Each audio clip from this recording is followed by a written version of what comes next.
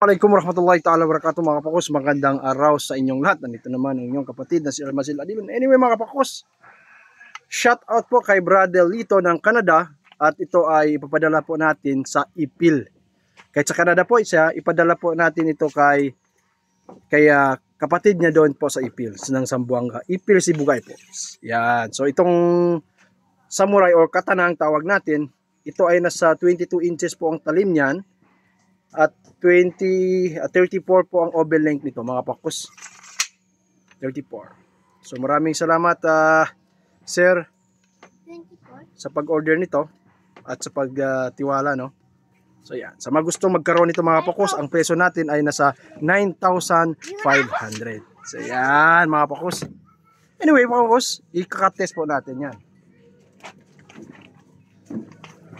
Kamakalit na. So yan mga pakos, matalas na po yan. Kaya pwede na po itong ipadala natin sa atin.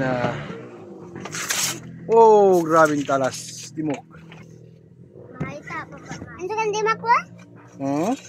Hindi makuha. Ay, ito ka to. Ay, ito ka yung card.